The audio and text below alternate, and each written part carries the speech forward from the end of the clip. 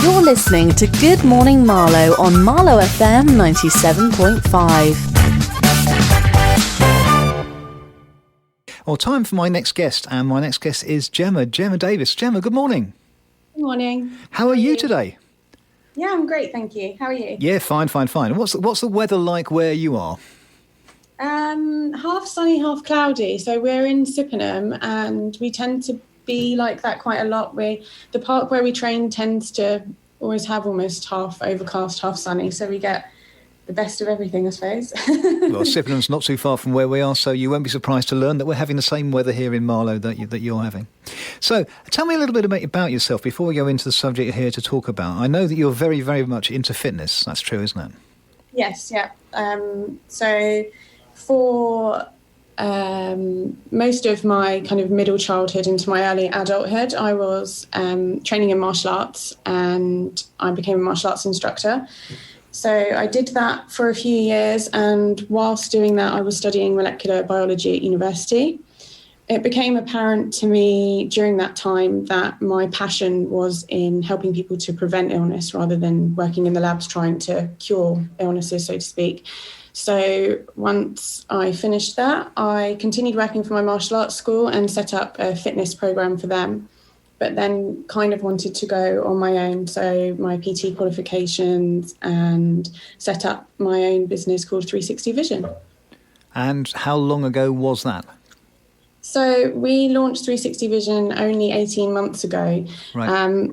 At the perfect time, from this COVID pandemic. It was quite difficult at the start, but it's going very, very well. Lucky enough to have some coaches on board now. And during the summer, we had a huge boom after the first lockdown, with a lot of people realising that they needed to pick their health back up, really, and focus back in on their health and fitness. Brilliant. So you mentioned we use the first person plural, suggesting there's more than one of you. So 360 Vision isn't just you then? No, so it was just me last year on my own. Kind of, I had an idea of where I wanted the business to go, and I've always had that in mind. But 360 comes from like the full circle, so 360 degrees. So 120 degrees fitness, 120 degrees nutrition, and 120 degrees wellness. So, I love that. I love that. So you divide your 360 degree circle into three equal chunks, three equal slices of the pie. Yeah, well, you can't have one without the other, really, not right. Completely. So if your sleep isn't great, then your training's not going to be great. Your nutrition's probably going to be difficult to maintain. So do you have different people working with you for each of those 120 degree slices? So I do, yeah. I'm lucky enough to have a team that all have different passions and expertise. So we have a nutritionist on board, and obviously I'm able to give nutrition advice based on my qualifications.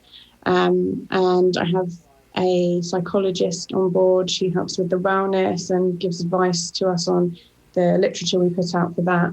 And we also have 4 new coaches that have joined since the last lockdown. Who've all done their training with me through PT Academy and things like that, and are now qualified to run sessions and encourage people to get fitter and get out there and get moving. Brilliant. So it's really, really exciting. Yeah, some career changes happened due to redundancies and things, but they were people that were already on board training with me. So it was a really great time in that respect for us. We kind of turned that negative into a positive, and now it's going really, really well. I mean, that's the kind of service that extends rather beyond what most personal trainers give, because most personal trainers just look after that first chunk, if you like, the activity side. But you take that equally into the nutrition side, and also the third side, which is overall wellness, which is presumably sleep and stress and lifestyle matters. Is that right? Yeah, definitely. You can spend 3 sessions with a PT 3 times a week, and that's really brilliant. It's going to improve your health, but to really dig down and be the best that you can be, you need to be focusing on everything. It's not just about what you're doing in those 3 sessions. It's about everything that you're doing outside of that, what you're fueling your body with in terms of nutrition, and also what you're fueling your mind with in terms of what you're exposing yourself to, whether you're getting enough sleep, whether you're avoiding blue lights and screen time a little bit, getting out into into exercise when you're just going for walks and things like that is also really important for your cardiovascular health. It's not just about those gym sessions or those outdoor gym sessions at the moment that everyone's having to do. Right. I mean, thinking about the current lockdown, what do you find is the area that really needs to pay more attention to? Is it people's physical health, perhaps that first third, if you like, or is it more what their nutrition in terms of what they're eating, or their second third, or is it more like their mental approach, which is that final third, which is the area that is needing most care, most attention at the moment? I think all three are very important. And all three should all be looked after. But at the moment, I think that people should be focusing on what they can do to make themselves feel better and mentally stronger, which would involve eating correctly and exercising.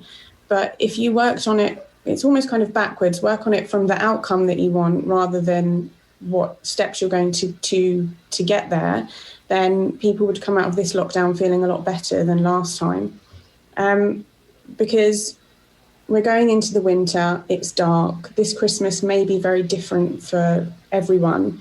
And, as long as we're mentally prepared for that and we're doing all those things like taking the exercise, going for walks, sleeping properly, keeping to a routine in terms of your life, how it was before we were all restricted to a kitchen table to do our work from in these Zoom calls, then, if you've got your mental strength, then your body will follow and you'll have the physical strength and the physical health. So definitely focus in on keeping that mental resilience at this time. Right, it's fascinating. Let's think about that first chunk that you mentioned at first, which was the physical activity. People are doing obviously less physical activity. If they are members of gyms, then they're not able to go to them now. They're not able to go out for running in the sunshine quite as much as they were during the first lockdown because the weather isn't so nice. And they're probably getting less work, less exercise in terms of walking to and from the station or going around the shops or what have you. So how do you address that? Is that something that, first of all, is that something you see as a common trait in some of your clients, and also how do you address that? Yeah, that's definitely something that we've seen, and even people that are trying to keep up the number of workouts that they were doing beforehand are still seeing that they might be putting on a few pounds, or their back might be a bit achy for some reason, that there's been a dip in their physical health. And what we try to remind people is exactly as you just said, you're not taking those walks to the station, you're not getting up and going to walk down the corridor at work to pick up a cup of coffee, or going out for lunch and walking around. So all of those, we call it NEAT, so it's non-exercise activity thermogenics, which is basically your body burning calories when it's not exercising. All those calories have decreased, so people are burning less calories because they're moving a lot less than they were without realising. So trying to get people up every hour or so, just walk around your house. If you're lucky enough to have a garden, walk to the end of the garden and back. Small steps to increase that will make a big difference to your results at the end of this, whenever that may be. Right, that's a fascinating subject, and I often find, because I'm a personal trainer as well, I often find with my clients that they don't realise that the vast majority of the calories they burn, if they wanted to increase their measure of calories expended, are actually not in the gym at all, and are not when they're doing structured exercise. It's when they're walking around, when they're living, breathing, and doing stuff. Do you find people don't know that? Yeah, I think a lot of people think, I've burnt 500 calories in the gym, so I'm good for the day. And then, they may go back to their desk and sit there and think that they've ticked their box. But actually, it's exactly what you've said. All of the calories that you burn walking around the supermarket, walking to pick the children up from school, walking the dog, cleaning the house, showering, sleeping, it doesn't have to be necessarily a big weight session in the gym. Your body's constantly burning calories, and the more that you can tap into that non-exercise related calorie burn, the better results that you'll get in the end, especially as at the moment we are restricted with the amount of outdoor exercise we can do. And if you're a member of a gym, that's kind of changed for you now. Right. Fascinating stuff. A couple of things I try with my clients, I'd love your opinion on it, whether you think it's a good idea or not, is I get my clients, one of the piece of advice I give is if they normally drive to the supermarket once a week to get their weekly shop, assuming it's not a mega distance away, rather than driving to the supermarket once a week and getting a lot, just walk every single day and get less, because they've probably got a bit more spare time now than they had before, so they can probably afford the time to walk to the supermarket, buy stuff and then carry that back home. And then once they've got home, go up and downstairs a few times, even if they don't need to go up and downstairs, just go up and downstairs. So anything like that in your little kit box of advice? Yeah, we definitely encourage those stair climbs at home. So every hour on the hour, up and down the stairs 3 or 4 times. And also we like to run step challenges with our guys. So we've got lots of WhatsApp groups for our different boot camp areas. And we set step challenges in there. So whoever's done the most steps at the end of the week will get a bag of protein, or just, the winner's right. So everyone congratulates them. And they monitor that either through their phones or through their Fitbits. And, we'll have people messaging at 11 o'clock at night, like, I haven't hit my target, so I've walked around the bedroom 5 times just so I can say I've done my 10,000 steps today. So I think adding a bit of competitive spirit to things helps as well. So, bunching together with a few friends and setting yourself a goal to get in your 10,000 steps and things like that definitely help, because you've got accountability from others who might have the same kind of target as you. So yeah, that always helps. That sounds fantastic. And do you organise these groups of people to go together? So you say a little bit of competitiveness and a little bit of accountability. Do you organise a group together, or do people have to form their own groups? So we have WhatsApp groups for all of our boot camp areas, and we set those up, and you're invited as soon as you join the boot camp, and then you're with us and part of the team. So any small victories that you celebrate, we celebrate with you, and make sure that we're, ticking the boxes and making you feel positive about what you're achieving. I think it's important for people to set a few targets out when they first start training, so that they have a long-term goal, but also a few short-term goals, so that they can keep their motivation going. And that's what I love about our groups, actually. Everyone's really lovely and encouraging. So we get to share the victories for everyone. And are these goals, these targets, are they set down in writing so people can look at them later on? Yeah, definitely. So a lot of the time when your motivation's a bit lacking, it's really easy to kind of go, I haven't got anywhere, I haven't seen results, because, as you know, weight loss and, muscle gain and physical cardiovascular fitness can peak and trough and plateau. And what we like to do is get a set of results down right at the beginning of their training. And then when they may be losing motivation, or they've plateaued a little bit, we go back to them and we say, look, you set this goal to run 1 kilometre without stopping, and you did that 3 weeks ago. Now we've moved on to your 5k goal, or you're now lifting 20 kg weight. So it's just constantly reminding them that they are making improvements and keeping that motivation from our part, so that they feel encouraged enough to push through the tough times. And do you find that your clients probably wouldn't get to that level of motivation without the input from you and your team? Yeah, definitely. I think that there comes points in everyone's life when you'll have other things going on, and it's really easy for people to put themselves on the back burner. It's really easy to focus when you're in the mindset that you want to achieve your goal, but as soon as you start to plateau, you can become disheartened, motivation can drop.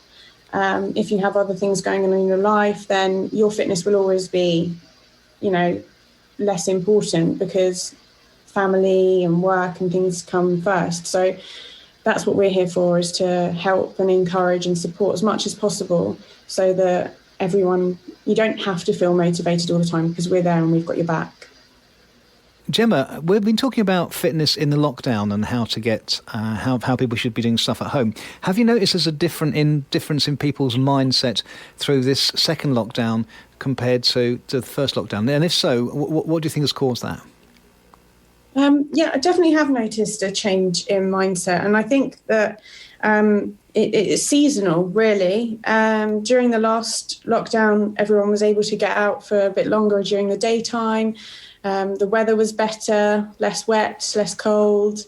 So people were going for longer walks and being social within their families. And I think this time people it's easier for them to have become more recluse and isolated, which is we're lucky enough as a bunch of people still in contact to reach out to those people that we think are maybe not communicating as much as they did, and seeing people because they're single and on their own. But it's definitely something that we are more aware of this time around, that everybody should be reaching out to those friends and family that they haven't heard from, and making sure that they're okay, having conversations, a telephone call, a Zoom call. We definitely haven't had any Zoom quizzes yet, so there's definitely less outreach in that respect. Count me in for that. I'm always up for a Zoom quiz. Count me in for that one. One thing that I've noticed certainly amongst my clients is that people are suddenly realising that the close link there is between physical health and mental health, which I'm sure you as a personal trainer, me as well, I've known for ages, but the average person hasn't realised that by being so immobile, it's making them more depressed than they need to be. Have you noticed that amongst your clients? Yes, of course. And, I was studying molecular biology at uni, so did a lot of work on hormones and kind of brain chemicals. And, serotonin and dopamine are released when you exercise. They're the feel-good chemicals that give you a reward, essentially, for moving your body. That happens because when we were cavemen, if we moved our bodies, we found food. So it was a great way of making sure that we survived as a species. And the less that you move, the less those chemicals are released. And it's a kind of ongoing cycle. The worse you feel, the less you move. The worse you feel, the less you move.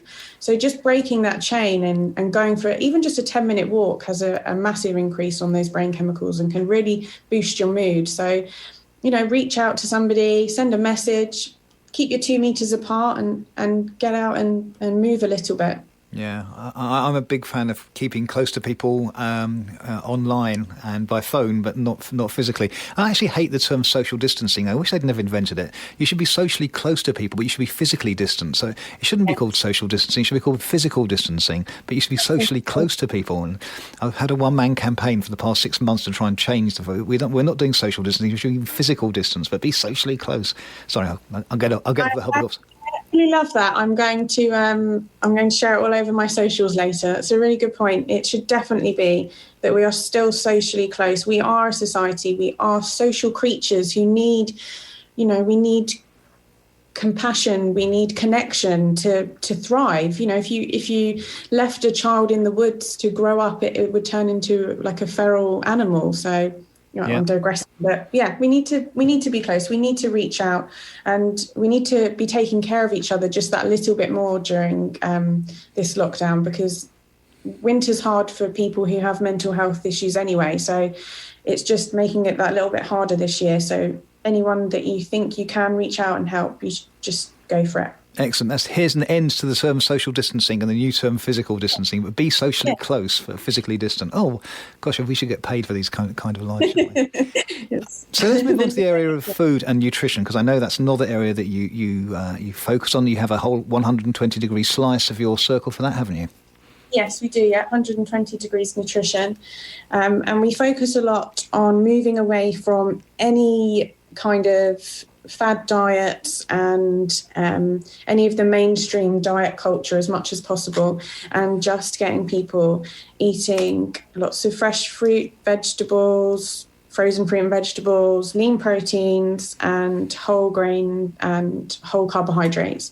So it's all about making sensible, sustainable lifestyle choices, not signing up to any of the prescription diets and things like that, and re-educating people on what healthy eating is, because it's not as difficult as other companies out there try and make it. Yeah, it's quite simple. You just have to stay within your calories as much as possible, eat a good amount of protein so that you're rebuilding muscle and firing up your metabolism, and getting plenty of fibre and micronutrients from the fruit and veg.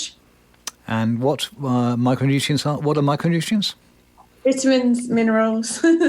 Sorry. It's all right. Antioxidants are your vitamins, essentially, and they are really important for protecting your cells from damage. So essentially, protecting your cells from cancer as much as possible. So if you're eating good amounts of antioxidants, then you're protecting your cells from damage through aging, through exercise, which causes a little bit of stress on the body, stress. So we really focus on not just, eating plenty of, protein and less fats and things like that. We kind of try to drill down into the finesses of nutrition too, and make sure that everybody's getting the vitamins and minerals that they need, and plenty of iron, zinc.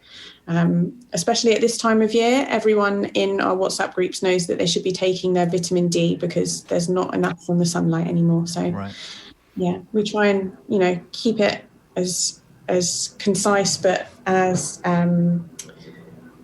covered with everything that we possibly can. Right. Do you actually create individual meal plans for your clients? Not just meal plans, but day-long eating plans for your clients? So we don't like to give kind of food plans in that way. What we like to do is we give them their calorie target, and we set them up on MyFitnessPal so that they have their macro targets on there. And we run 50-day challenges where we educate them on what they should be eating, how they can eat, and we give them recipes. But one thing that we didn't want to do when we were starting out, I knew, was we didn't want people to be reliant on those meal plans, because what can happen is you're with a personal trainer and you're eating to the meal plan, and then you stop your personal training, you go off to the gym alone because you know what you're doing, and suddenly your meal plan is kind of pushed to the back of a drawer, and you haven't really been paying attention to what you've been eating. You've just been following it mindlessly, and you don't really know why you've been doing it. That was something that I didn't want to happen for my clients, because I wanted them to have kind of, the term is very popular now, food freedom, which essentially means that they have enough knowledge and enough education, and they've got to know their bodies well enough that they don't need me by the end of a 50-day challenge or a 3-month program. They don't need me to tell them what to eat, because I've given them the education and the tools to work that out for themselves. So that's kind of what we try to do. That's fascinating. I love the food freedom aspect you say. So you give the clients the tools to make their own nutrition choices. Yeah. And we give them recipes that follow our guidance, and they all have a macro breakdown and some information in them. So we focus on a specific micronutrient, a vitamin, mineral, or we'll focus on a carbohydrate, protein, fiber, and we just try to inform them as much as possible so that they're not confused, because a lot of diets out there, they'll tell you what to eat, they'll tell you how to eat and how much to eat, but they never explain why. So you can follow the diet, but you're never able to actually step away from it, because as soon as you do and you go back to normal eating, it stops working. Yeah. And that's something that we don't want. We want people to go out and feel confident when they go out for a meal, that there's great choices on the menu, or that they can have whatever they want and just balance it out over the next few days. It's just all about informing and giving as much education as possible so that they have the means to succeed and be how they want to be in their bodies. And do you find people adhere to it better if they know the reasons why they're making those particular choices? So rather than just slavishly following a document that you've pre-written, by educating them as to why that particular type of food is good in that particular quantity, maybe even at that particular time of day, by giving them that education, do you find people follow it better and they adhere to it? Yes, definitely. It's much easier to tell someone to limit the amount of chocolate they're eating if you explain to them what happens to their hunger satiety levels and their glucose levels and how much fat they'll absorb from it, rather than just saying, just eat half as much chocolate as you normally do and have this broccoli instead. Definitely get a difference. Yeah, I can understand why explaining why that's a good idea is going to help, rather than people deciding to follow it because they have to. Yeah. So let's just move on to the final third of your offering, which is the wellness part. What does wellness mean to you? It means taking care of your... for us, it means taking care of your mental well-being. So making sure that you're having great quality sleep, if you have stresses, then you're talking to somebody, you're not going alone. Going back to reaching out to people, making sure that everything's okay in their personal life. Sometimes, I don't know if this applies to you, but sometimes as a personal trainer, you feel a little bit more like a priest in the confessional. Yes, absolutely, yeah. I couldn't begin to tell you what people have confessed to me on the gym floor. Come on. So that's something that it is a privilege to have that time with somebody, when you're training them and they're telling you their problems. And sometimes you're just a soundboard, and other times you go away and you think, okay, this person needs some support, and I'm going to have a conversation with them later on about how they can access that support. But, there are simple things you can do to enhance your well-being. So sleeping, taking care of yourself, even just, self-care. So having an extra long bath, or having an extra hour in bed because you're tired and your session can be a bit later on in the day, going for a walk and catching up with a friend in a physically distanced manner. I like it. Probably the final thing we have time to talk about is stress, which I'm sure comes under your wellness segment, doesn't it? Yeah. So I certainly find amongst my clients, a lot of them don't realise the link that between stress and their fitness and their health, in terms of if their stress is bad, then they're not going to pay so much attention to their eating habits. They're not going to be paying so much attention to the amount of walking or the amount of exercise they're doing. Plus, also the direct effect that stress has on the hormones of the body. But tell me your take on that. Yes, we've just launched a Sunday night stretch class, sorry, to help out. So it's kind of a yoga movement flow session that happens on a Sunday evening, where we tone down the exercise and do some guided meditation at the end. Stress, obviously, in society is a big problem, especially in the UK, where we seem to run everything at 100 miles an hour. So we like to remind our clients that it's okay to step back and take time for yourself and to relax, which is something that a lot of people, if they've been in a very stressful situation, a stressful job, find it very difficult to do initially. It's hard to switch off your brain from those stress chemicals and the caffeine and everything that kind of keeps you going at that pace. So, some people even find that when they go on holiday, it takes them 3 or 4 days to relax. So what we try and do is incorporate that into our program so that our members can learn to relax and take time and decrease caffeine and try and get sleep. But it's easier said than done if you're in a stressful situation. So we just do our best by them. As you say, it's easier said than done for some people, but that's why people like your good self are around, to help them ease it into it, to find a way into that particular recipe for success that people perhaps can't find for themselves. Yes, exactly. Jemma, thank you so much for being my guest today. Can you give us your contact details, so in case anybody's listening who's been inspired by what you've had to say and want to get in touch, maybe do you have a website that you can give, or a Facebook page? Yeah, so we have 360 Vision 120 Degrees Fitness is the Facebook page, and our website is www.360v.online. And we have a work mobile, which is 07368 469 674. So reach out if you're after any training. There's a big bunch of us that are ready to help as many people through this lockdown.